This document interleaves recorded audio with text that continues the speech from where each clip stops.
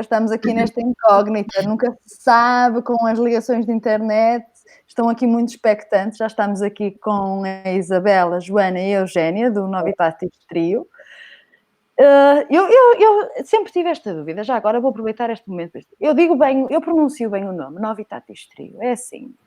Sim. Vou pronunciar corretamente, então pronto, acho que sim. Ora bem, do que eu estou a conseguir perceber, efetivamente já estamos aqui, portanto, entretanto, vai-se juntar aqui, exatamente, já estamos aqui e acho que já temos aqui algumas pessoas a ouvir. Portanto, agora as pessoas vão começar a juntar-se. Esta é a 4ª edição das Conversas do Pandemónio, um segmento que nós começamos na plataforma do Pandemónio para dar a conhecer de uma forma mais próxima e mais genuína também os artistas que agregamos aqui neste coletivo. Os artistas que aqui agregamos são pessoas muito especiais, não só do ponto de vista profissional e artístico, mas do ponto de vista humano. E porquê? Porque se dispuseram a fazer uma coisa que eu acho de uma bravura inacreditável, que nos abarca a todos, que é de continuar a criar em momentos instáveis, em momentos de pandemia, em que se calhar aquilo que seria mais intuitivo não seria propriamente continuar a tentar fazer coisas bonitas. O Novitatis Trio tem sido um dos projetos mais prolíficos desta plataforma, portanto já conta com 5 trabalhos aqui. Espreitem, é só fazer um scroll para baixo no mural. E agora chegou aquele momento um bocadinho desconfortável em que vocês nos falam de, afinal, como é que se juntaram estas 3 e fundaram o Novitatis Trio e qual tem sido o vosso percurso até agora? Este projeto é relativamente recente, apesar de tudo, porque temos 1 ano, sensivelmente, em que nos começamos. Aliás, eu estive hoje a rever e foi precisamente o logo foi criado em setembro de 2019, portanto, menos de 1 ano, não é? Sim. Nós somos profissionais na mesma instituição e isso aproximou-nos, obviamente, porque para certas situações até mais formais, de concertos de professores, estou a pensar, por exemplo, no Santa Cecília, numa iniciativa que nós também temos, que são as Quartas Perfeitas, em que também se organizaram, aliás foi lá que nós fizemos pela primeira vez o nosso trio de Mozart, se eu bem me lembro, e portanto, juntámos-nos assim, por contingências físicas de trabalho. Agora, porquê é que nós continuamos? Isso aí já é outra história, não é? Porque todas nós temos o nosso background artístico, não é? E nem sempre as pessoas com quem nós tocamos no passado foram pessoas com as quais continuamos, não é? Porque nós achamos que, e eu digo nós achamos porque realmente estamos em sintonia, não é? Há uma complicidade muito grande entre nós as 3, uma complicidade artística e uma complicidade pessoal, identitária, digamos, de grandes princípios. Claro que depois todas nós somos muito diferentes, mas isso só enriquece, mas há realmente um princípio. Em primeiro lugar, e eu acho, e se elas não concordarem com alguma coisa que eu digo, elas podem-me sempre interromper, nós temos uma forma extremamente aberta de trabalhar, as 3. Somos muito receptivas, respeitamos muito as outras e ouvimos-las com muita atenção. E ninguém está ali a tentar afagar egos. Portanto, estamos as 3 no mesmo patamar.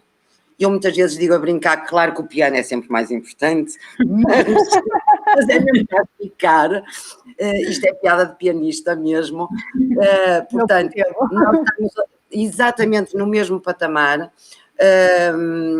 e com muita humildade, porque nós todas, apesar de sabermos aquilo que podemos fazer bem, estamos sempre a procurar fazer melhor. E, por exemplo, neste percurso agora de pandemia e de gravações, nós estamos permanentemente, não ficamos satisfeitas muitas vezes com o primeiro resultado e, portanto, procuramos segunda e terceira e quarta vez, as vezes que forem necessárias, estamos sempre à procura de melhor, mas sempre muito atentas às outras, não é? Vocês, para quem ainda não conhece o vosso trabalho, a Eugénia é pianista do grupo, a Isabel é clarinetista e a Joana é violonista. Como é que tem sido o trajeto? Ou seja, até de repente nos vimos todos interrompidos por força do confinamento e do cancelamento de tudo que era a agenda cultural. Como é que tem sido o vosso percurso até aqui? Nós começamos devagarinho, como eu disse, não é? No entanto, quando num determinado momento, e porque entendemos-nos tão bem que achamos que a nossa paixão de fazer música de câmara entre as três resultava muito bem, começámos a pensar em solidificar esse projeto. Portanto, pensámos num nome, fizemos uma pequena gravação, inclusivamente, de algum repertório que já estávamos a começar a trabalhar. Durante a pandemia tem sido complicado, porque ainda por cima com estas tecnologias nós não somos, umas mais que outras, eu costumo dizer que sou a info excluída do grupo, mas quer dizer, não temos realmente grandes conhecimentos nesta área, portanto é uma aprendizagem que vamos fazendo, mas sentimos profunda necessidade de o fazer. Chegámos à conclusão que tínhamos mesmo que o fazer. Nós, antes da pandemia, já tínhamos alguns projetos que se começavam a desenrolar, já tínhamos tido alguns concertos, poucos, mas já tínhamos concertos ou atuações. Tínhamos já uma programação para o Festival Novos Talentos no Rivoli, a 20 de junho. Exato. E não nos apeteceu, pelo facto de tudo isso ter ficado parado, não nos apeteceu a nós ficar paradas. Portanto, sentimos que tínhamos que continuar a trabalhar. A motivação tanto do grupo como individual, não é? Porque também para nós é uma motivação para continuarmos a trabalhar e a estudar diariamente, que também acho que é importante, não é? Ter um propósito. Então, vocês viram as outras conversas, porque vocês já estão a introduzir exatamente a outra pergunta que eu tinha guardado para vocês. Muito bem, fizeram o trabalho direitinho. Fizemos o trabalho. Ou seja, no fundo, então, podemos assumir que o convite de integrar esta plataforma do Pandemónio foi, digamos, que o gatilho para vos espicaçar a continuar a criar, precisamente pelo que acabaram de dizer. Sim, E claro. o que é que têm achado? Pronto, nós já agregamos quase 20 artistas. Não, na verdade, neste momento já ultrapassamos ligeiramente, creio eu. Portanto, estão sempre a aparecer diariamente trabalhos novos. De que forma é que isso vos tem influenciado, vos tem inspirado? Em relação às expectativas iniciais que tinham neste projeto, como é que as têm visto? Podemos falar? Sim, podes falar, Isabel. Sinceramente, inicialmente, realmente ficámos expectantes, não é? Porque ainda não tínhamos compreendido muito bem como é que iria funcionar a plataforma. Mas estamos muito, muito contentes e desde já agradeço o teu convite, porque tem sido para nós, para já, uma motivação extra para continuarmos a fazer estes pequenos projetos e para continuarmos a desenvolver o nosso trabalho. E, por outro lado, tem sido espetacular conseguir acompanhar trabalhos de outros colegas que provavelmente, se não fosse através da plataforma, eu nunca iria saber, nem nunca me iria chamar a atenção, despertar a minha atenção. E acho que nesse sentido tem sido espetacular, não é? Sim, acho que se alguém quiser... A plataforma acaba por ser também um projeto muito, muito multidisciplinar, não é? E nós também termos acesso e conhecimento a outras áreas e outras artes e, se calhar, quem sabe, conseguir nos envolver também entre elas também. Claro, ter uma abertura até para nós, porque exatamente. Eu falo um pouco pela minha experiência, não é? Nós músicos somos um pouco às vezes formatados a acompanhar só o trabalho de colegas. Então, realmente, nesse aspecto, tem-nos feito dar assim um bocadinho aquele clique, não é? Para outro tipo de trabalhos que se estão a desenvolver e que confesso que mesmo eu, a título individual, que nem sabia que havia assim tanta gente e tão jovem a interessar-se por determinado tipo de projetos e a desenvolver determinado tipo de trabalho, sinceramente. Mas é engraçado porque, como a Eugénia referiu há bocado, todas as três conjugam a atividade artística, neste caso musical, com a prática docente. Portanto, todas as três são professoras. Sim. E os professores, pronto, todos sabemos os horários de trabalho a que são sujeitos os professores, o volume acrescido que toda esta situação do teletrabalho trouxe. Como é que vocês conseguem conciliar as duas atividades? É fácil, é complicado? E de que forma é que acham que elas se complementam? Ou seja, para vocês faz sentido fazer as duas coisas ou o que é que acham disso? Sim, faz sentido. Existe uma ligação muito grande, portanto, nós, além de professores, nós somos músicos, não é? E claro que o que me dá mais prazer é fazer música, e pronto, como a Eugénia disse, com o nosso relacionamento, não é? Nós damos bem, sempre nos entendemos, tanto pessoalmente como profissionalmente, não é? E é um gosto para nós fazermos música de câmara juntas, claro, ligado à nossa profissão, não é? Às aulas. Aliás, eu acho que, e eu sempre pensei isso, que a nossa prática artística nos enriquece.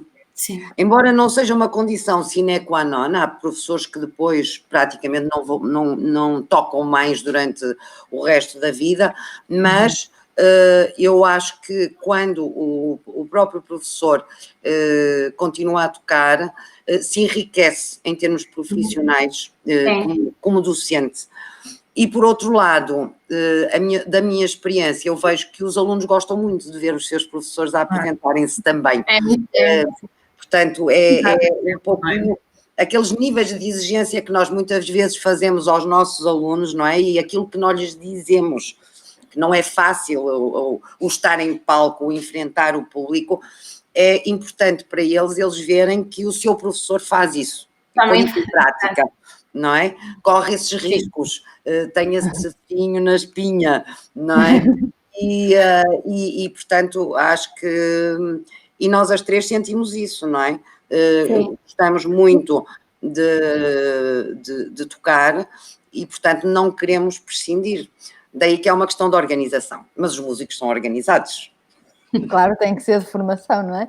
Mas aqui há dias, na terceira edição das Conversas de Pandemónio, quando falávamos disto com outros artistas, surgiu a leitura que eu vos queria perguntar se também sentem dessa forma, que não é só a prática artística influenciar positivamente a prática docente, mas como a própria prática docente influencia positivamente a prática artística, porque ao trabalhar determinadas coisas com os alunos, ao ter que explicar como é que se vence a dificuldade ou determinada passagem, ou explicar como é que nos posicionamos num palco ou numa performance, acabamos também por enriquecer a nossa própria bagagem artística. Vocês também acham isso? Também acham que é uma rua de...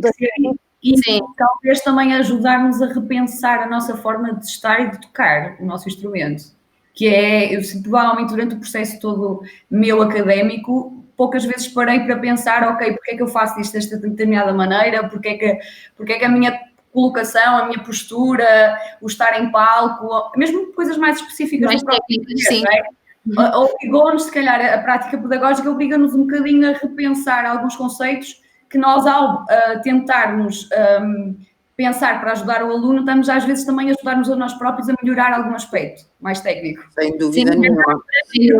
Às vezes estamos tão preocupados em trabalhar repertório e em trabalhar especificamente para as aulas, que essas partes mais... O parar, é mesmo o parar, o pensar, o conseguir...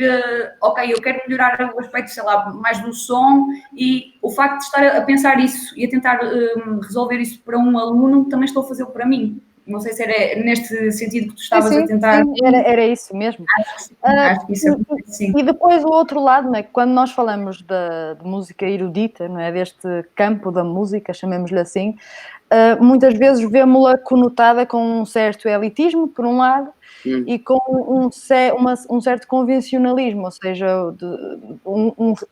como se o rigor, tanto técnico como interpretativo, estivesse obrigatoriamente ligado às coisas serem feitas sempre numa perspectiva tradicional ou convencional e não tanto progressista. Quando olhamos para aquilo que é a plataforma do Pandemónio e a forma como a música também, a música erudita, se tem conjugado com outras manifestações artísticas, ou seja, esta abordagem no fundo multidisciplinar, como dizia a Joana há bocado, o que é que vocês acham disso? Acham que este caminho já devia ter sido trilhado há mais tempo, que é um caminho que vale a pena ser trilhado, porque nós começamos a assistir ao aparecimento de vários projetos com esta índole, com esta natureza. O que é que vocês pensam disto? Eu posso começar por dizer que eu acho que é essencial. Desde há muitos e muitos anos que eu sinto que a formação do músico erudito, se podemos dizer assim, a formação em conservatório, em escolas superiores de música, é ainda extremamente quadrada e sintonizada, de uma forma geral, só para um determinado tipo de atuação, a atuação mais tradicional, não é? Sim, muito formatada, sim. Não só em termos de repertórios, mas em termos de apresentação de tudo. A forma de estar em palco também, sim. A forma de estar em palco, a forma de, aliás, eu digo às vezes na brincadeira, entre nós já dissemos isso, não é? Meia dúzia de corvos pretos num palco de luz nua e crua, não é? É uma boa imagem, é. E com todo o respeito para os corvos. Claro. Mas eu acho que, efetivamente, quando nós, e já se fala há tantos anos, há tantos anos que se fala em abordagens pluridisciplinares, eu acho que nós, artistas, e agora eu estou a usar o termo artistas propositadamente, porque são músicos, bailarinos, coreógrafos, técnicos de luz, técnicos de som, poetas, etc. Portanto, as várias manifestações artísticas deviam trabalhar muito mais em conjunto. Não é? Porque produz-se depois experiências estéticas muito mais ricas para o público. E eu continuo a dizer que nós, em Portugal, temos um déficit enorme de público. Apesar de já há muitos e muitos anos, quer dizer, a reforma do ensino da música foi em 83, por amor de Deus, não é? Mas nós continuamos a ver coisas que em 83 aconteciam e que continuam a acontecer hoje. E o público são pequenos nichos de mercado. A não ser que sejam as grandes manifestações rock, ou os festivais, etc. Mas para músicos como nós, e não estou a falar no repertório mais tradicionalista, depois podemos falar um bocadinho sobre isso, não é? Mas mesmo nesse repertório, nós temos nichos pequeníssimos de mercado. Isso prejudica toda a gente, prejudica-nos a nós, músicos, somos logo os primeiros, porque depois as câmaras, as autarquias, os grupos que contratam, obviamente que eles sabem que ao contratar um músico, por muito excelente que seja, vão ter o quê? 100 pessoas, 200 pessoas, não é? Portanto, isso depois reflete-se e uma pessoa diz assim, mas é inconcebível, e ouve-se este comentário muito a colegas músicos, não é? Mas é inconcebível, como é que o Kim Barreiros recebe não sei quanto e nós para recebermos uma michuruquice, não é? Uma michuruquice, é preciso estar ali a fazer um choradinho, não é? Porque eles acham que é logo... Não, porque eles não têm retorno nas salas. Porque nós sabemos que o Kim Barreiros, se eles abrirem 2.000 lugares, hoje não se pode com a pandemia, mas se abrirem 2.000 lugares, os 2.000 lugares são vendidos, não é? E eu desafio qualquer músico da nossa área a ter assim 2.000 lugares. É muito raro, não é? É muito raro. Não é? Um Sokolov, talvez, não é? Mas pronto, com a nossa humildade, não é? Com a nossa humildade, é muito difícil. Portanto, isto começa por nos beneficiar a nós e ao mesmo tempo beneficiar o público que tem experiências com outra qualidade artística, não é? E é muito curioso estarmos a falar desta questão mesmo ligada à formação de públicos, porque é uma área de enfoque também para o trabalho da plataforma. Por isso é que os nossos projetos se desenham numa implementação física que comporte também o seu próprio serviço educativo, digamos assim, porque de facto não é possível fazer seja o que for, criar seja o que for para o espelho, para nós próprios. Aliás, até se distingue-se perfeitamente o que são criações artísticas umbiguistas para alimentar o ego do que propriamente aquelas que são direcionadas para a comunicação com o outro. E são essas que têm realmente valor e essa sintonia de encarar a criação artística desta forma é o que nos une, é uma das coisas que nos une aqui na plataforma. Portanto, os vossos trabalhos, aqueles que já apresentaram, os 5 que já apresentaram na plataforma, transcendem todos, ou seja, fogem daquilo que seria o repertório erudito para a vossa formação, que há bastante material. Ou seja, vocês optaram por ir atrás de música idiomática na mesma, mas estamos a falar de fados, estamos a falar de música tradicional brasileira, estamos a falar de tangos, portanto, não é propriamente um trio de Mozart. Porquê é que tomaram essa opção e gostava também de saber como é que olham para ela em termos de continuidade futura? Bem, como tu disseste, apesar de nós sermos um grupo de formação clássica, não é? Eu penso que foi também um bocadinho nestes tempos de pandemia, não é? Que nós sentámos para repensar e se calhar, por que não, nós direcionarmos o nosso repertório não só para música convencional, mas para outro género, outro estilo de música, não é? Para o fado, o tango, a música para cinema, e tem sido algo inesperado, não foi algo inesperado, porque a nossa formação é realmente clássica, mas tem dado muito prazer nós termos novas oportunidades, trabalharmos noutros géneros, estilos musicais, em que não estamos propriamente, não é? A nossa formação é clássica, mas tem-nos dado muito gosto e eu penso que estes tempos de pandemia estimulou um bocadinho o alargamento do nosso leque de repertório. Foi basicamente isso. É curioso. E ao mesmo tempo para chegar para chegar a mais público. Gostar. Nós depois, num espetáculo, num concerto, chame-se-lhe o que se lhe chamar, nós até podemos depois introduzir uma daquelas obras de Brahms que nós fazemos, por exemplo. Sim.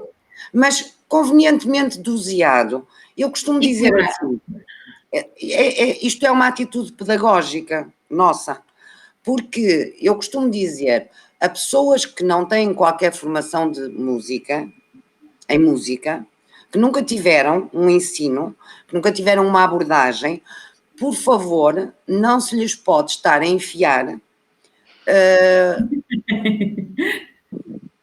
uma obra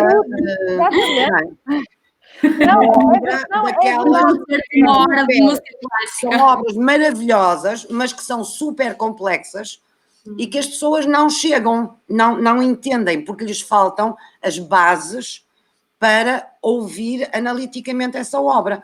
Portanto, nós imediatamente estamos a afastar as pessoas. E as pessoas dizem que seca que isto foi, não é? Nós às vezes temos isso até como ponto de partida até aos nossos próprios familiares, não é? Que a grande maioria não tem qualquer tipo de formação na área, ou seja, mais facilmente até o feedback é positivo e que ficam agradados com este tipo de repertório, porque lhes é mais agradável, não é? Auditivamente acaba por ser mais, exato, que chega mais facilmente até eles do que qualquer outro tipo de repertório mais convencional, mais clássico. Sim. Mas ao mesmo tempo, quer dizer, não, porque há uma, pronto, não sei se lhe podemos chamar uma vertente, mas há uma opinião de que a verdade por aí pode ser menorizar de alguma forma a música erudita em si. Não vejo.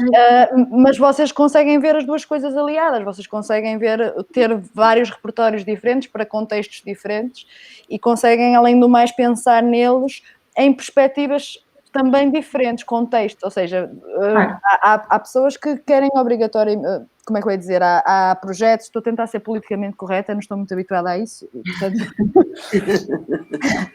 Há projetos que insistem que as pessoas têm que ser capazes de ouvir um programa de 1h30 de música erudita, se não são, o problema é do público. E mas não é do público. Exatamente, Isso. você tem uma abordagem mais, lá está, pedagógica, de ok, vamos cultivar isto então, vamos introduzir as coisas com... Mantermos as duas áreas, sim. Isso é mesmo muito interessante e eu acho que é um dos pontos principais que gostava de frisar desta conversa, para quem nos está a ouvir e vai ouvir a seguir. Já há aqui algumas pessoas a interagir e a dizer que estou a gostar muito deste debate e eu retomava então precisamente, para o lado se calhar menos positivo disto, se bem que a vossa abordagem tem sido notoriamente positiva, que é o viver em pandemia. Nós passamos cerca de 2 meses confinados em casa, agora estamos a desconfinar e não sabemos muito bem como é que este desconfinar acontece.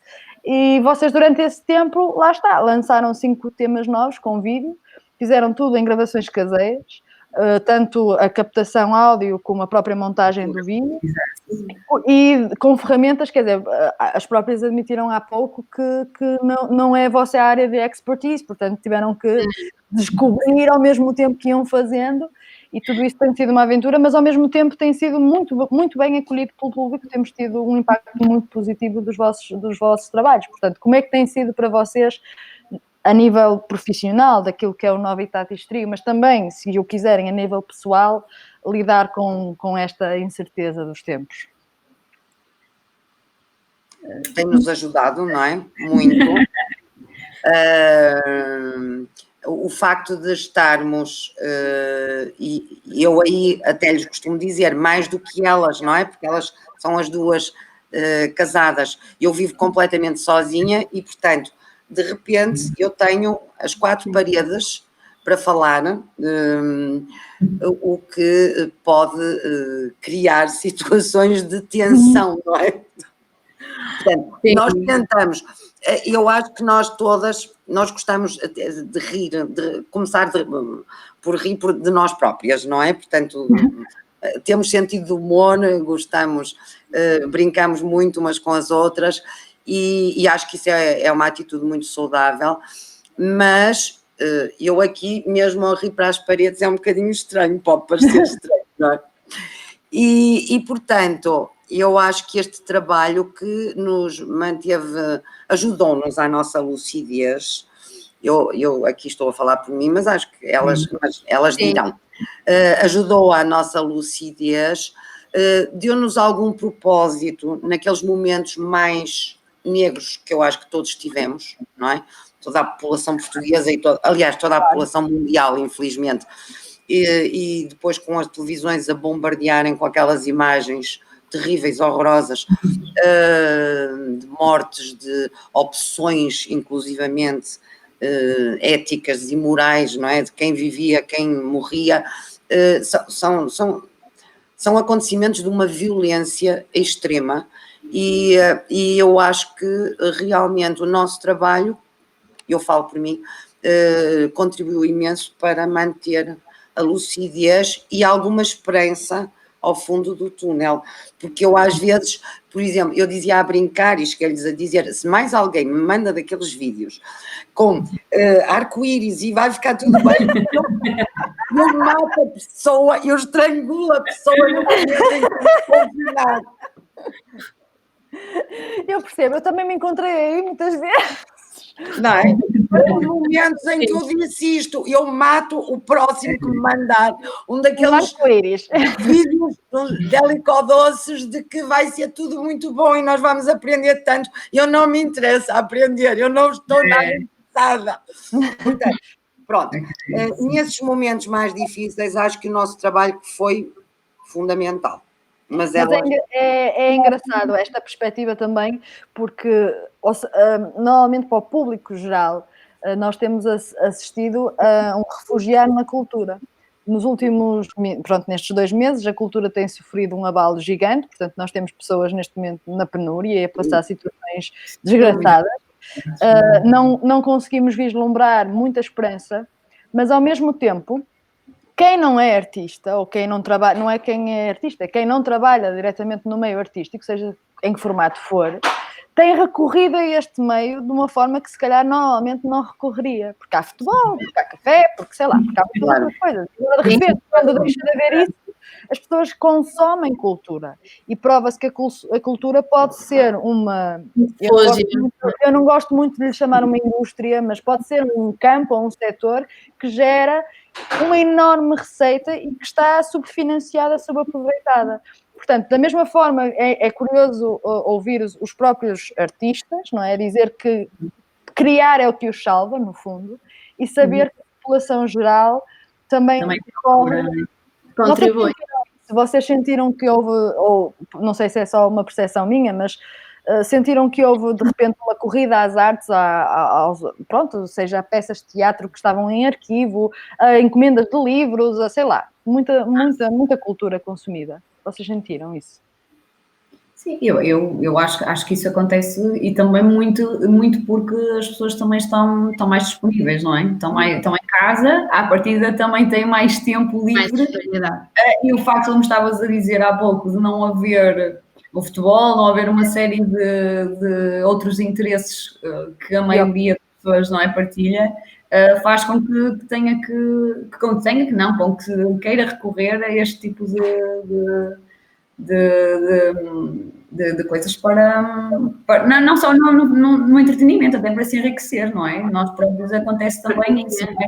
Temos mais algum tempo, podemos se calhar ler aquele livro que já queríamos ler já há uns meses atrás, porque não tínhamos tido tempo, não é? Tempo útil para nos dedicarmos a isso. Acho que sim, no público geral acho que isso acontece.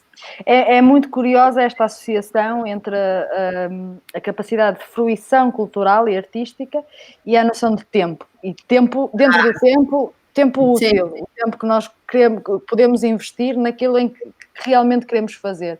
E é assinalável ver que da vossa parte também sentiram isto, porque às vezes, sei lá, principalmente no caso de quem conjuga o teletrabalho de uma escola, que todos sabemos que é um volume muito diferente, quer dizer, eu neste momento já não sei muito bem se quero voltar à escola, se não quero voltar à escola, porque estou aqui a ter um problema.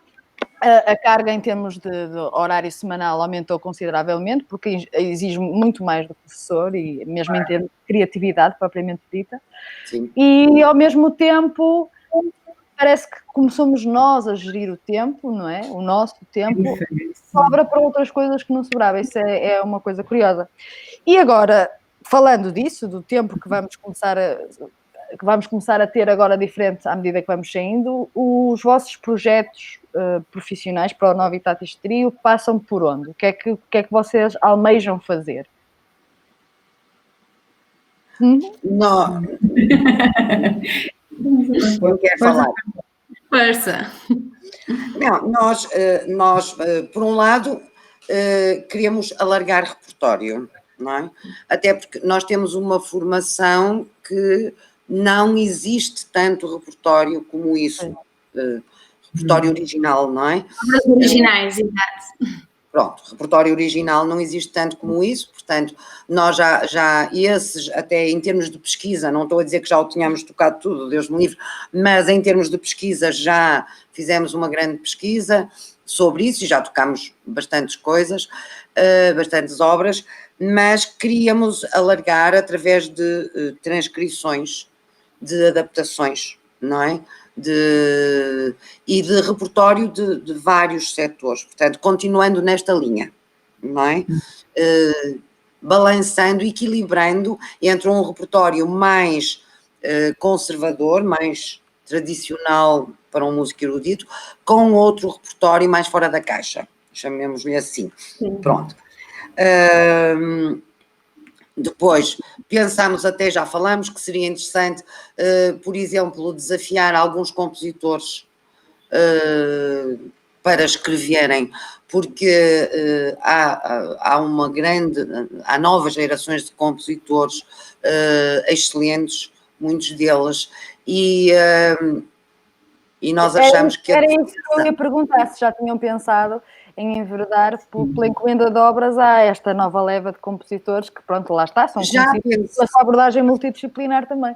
Já pensámos, já falámos disso entre nós, porque achamos, por um lado, que a música portuguesa deve ser muitíssimo mais valorizada do que é, não é? Já está um bocadinho melhor, mas mesmo assim é uma desgraça, não é?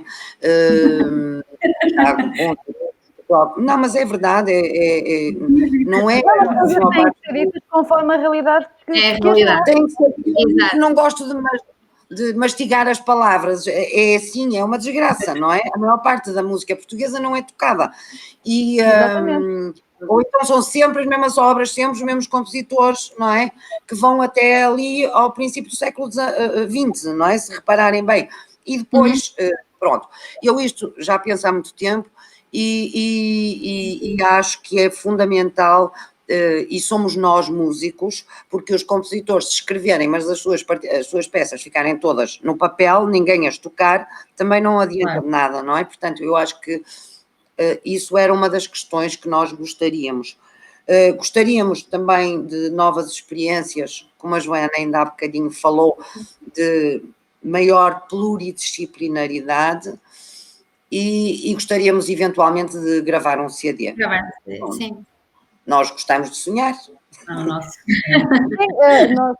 Nós sabemos que são projetos difíceis de concretizar porque exigem meios e exigem apoios estatais que às vezes não são muito fáceis de conseguir. Lá está, porque as próprias comissões criadas para o efeito desconhecem uma boa parte da realidade. Mas de qualquer das formas é mesmo, acho que é importante neste momento em que damos voz aos artistas por trás da obra, acho que é importante conhecer essas ambições, porque nunca sabemos quem é que nos está a ouvir, nunca sabemos quem é que poderia estar interessado em investir precisamente neste tipo de projeto.